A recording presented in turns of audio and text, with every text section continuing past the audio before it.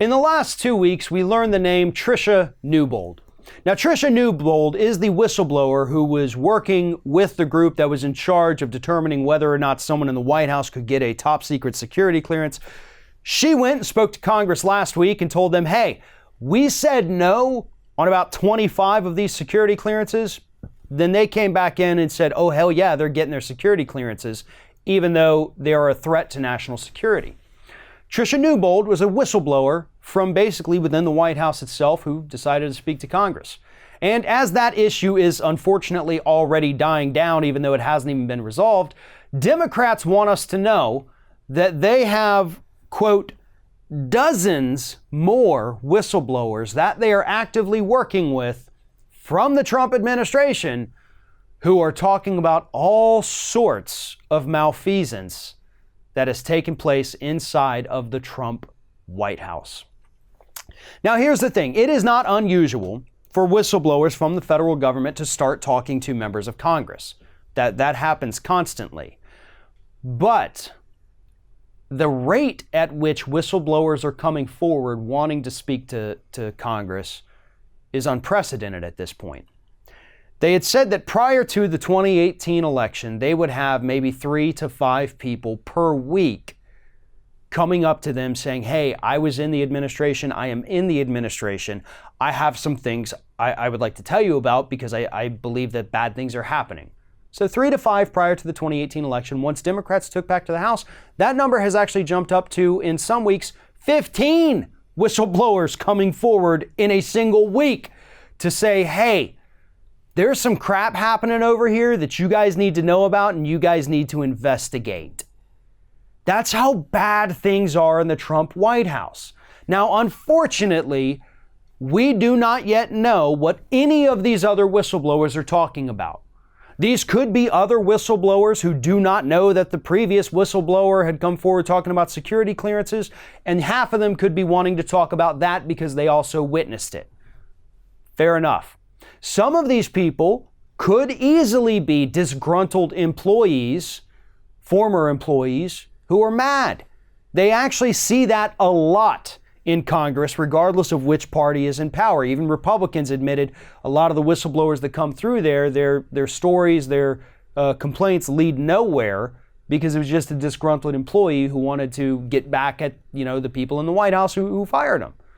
Fair enough on that. But there are still plenty of these people that Democrats are saying they've given us good things. They've given us good leads, and we're now going to follow these. So that's refreshing, right? Because here's the thing. Congress does have a job. And whether it's Republicans control or Democrats in control, they have a job to do. And part of that job does involve providing oversight for what's happening in the executive branch of government. In fact, that's actually why we have the separate branches of government, to provide a system of checks and balances upon one another. And that is exactly what Congress is doing right now. Trump was able to get through his first 2 years in office without any oversight from Congress.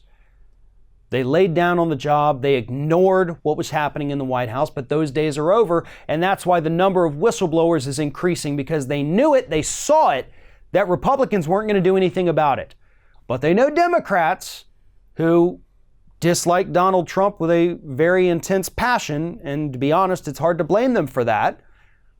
And they want to take him down. They want to take him out. But unfortunately, that zeal to take him out could lead in bad directions. It could have you chasing a lead that turns out to be false just because you were so anxious to take him down. So I do hope Democrats are listening to everybody who comes forward. But I also hope that they've got their bullshit detectors on full blast so that they don't end up doing something to make themselves look stupid and desperate in their attempts to take down the Trump administration. You have to play it smart. But if there is any suspected illegal activity taking place in that White House, it 100% has to be investigated, and more importantly, should probably be revealed to the American public as well.